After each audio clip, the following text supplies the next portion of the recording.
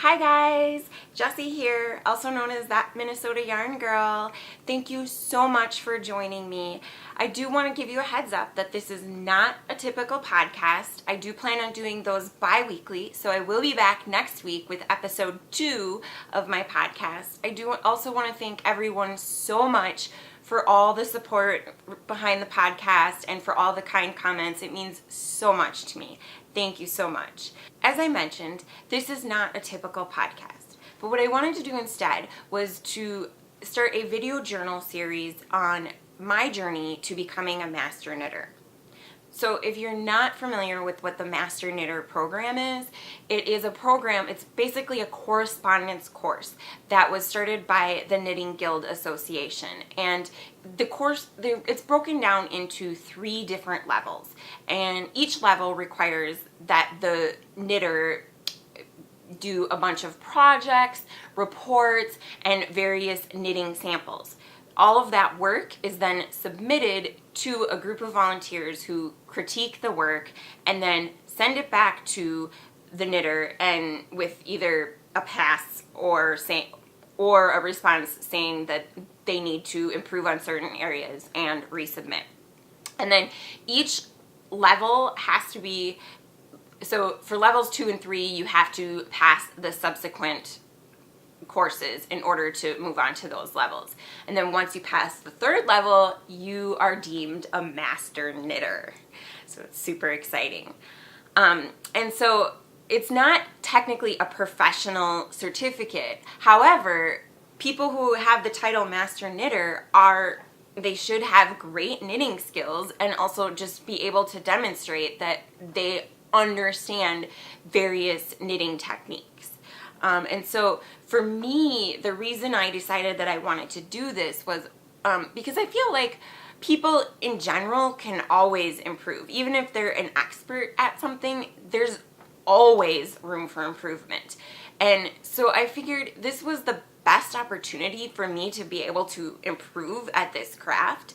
And to be able to, it's also a great opportunity to be able to find out if there are things that maybe I'm not as strong at as I think I am. I can send this in and someone else will be critiquing my work and letting me know if there are areas that require improvement.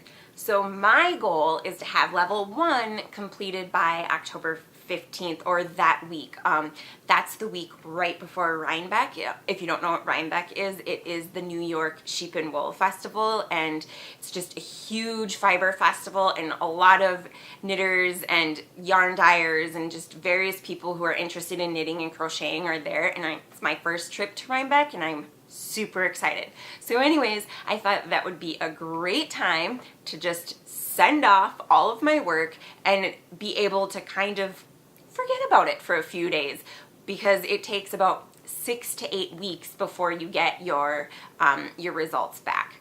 So anyways, level 1, like I said, there's a lot of work that goes into it. There is a report on blocking that has to be done. There's 18 sample swatches that have to be knit, and then there is also a mitten project. So you have to complete all of this, package it up in a binder, and then, like I said, you send it off to the volunteer committee, who then critiques and reviews it and lets you know. So I've kind of broken that down. In order to be able to meet my mid-October goal, I've broken it down into goals by week. And the first week was to do the blocking report. When you get your master knitter instructions, they give you a plan of action. It's just a suggested plan of action, but I figure they're the experts. I might as well follow what they recommend. So they kind of recommend starting off with the blocking research, which at first I was like, why? You don't even have anything to block yet. But then I thought more about it, and it does make a lot of sense, because you need to know how to finish your projects when they're all done. Originally, I was really bummed because I just wanted to get started knitting. I didn't want to have to work on a report. But like I said, then I thought more about it, and it did make sense to kind of do the research first.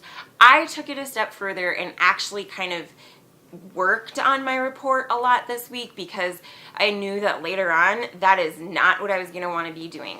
When you knit up the swatches, you also have to answer a lot of questions on them, and I knew there was already going to be a lot of typing and all that kind of stuff. I didn't want to have to worry about doing a report later. I didn't quite finish the report because in the report you do have to talk about how you swatched your own sample swatches. So I didn't finish it, but I got a good majority of it done, so I can just go back later and plug that stuff in. So next week should be a more exciting video journal for you guys because I will actually have sample swatches to share. My plan for next week is to have the preliminary swatch as well as swatches 1, 2, and 3. So I'll be able to share those with you guys. As I mentioned, I did the blocking report this week, and I don't really have any interesting visuals to share with you guys, but I did do a ton of research on blocking, and I've done research on blocking before. I mean, I've known that it's very important to block certain items. The one thing that I came across again in this research is that, frankly, people have so many different varying opinions on what the best way to block various items are, and there's not really, I wouldn't say, like a good, hard, set stone rule. However, again, I just learned that the best thing to do is to block your gauge swatches.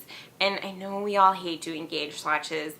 Nobody wants to make a gauge. It's just, you just want to get right into your project, but it's just another great reason to do your gauge swatches, because then you can block it and you know how that blocking treatment is going to work with your knitted item.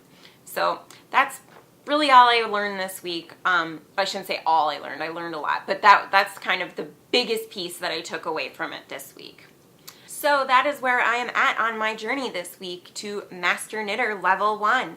I do plan to post weekly updates so that you can see where I'm at. There'll be a lot more to show in future weeks, and also if I owe you guys a video, it's going to help keep me on track to that mid-October goal that I have.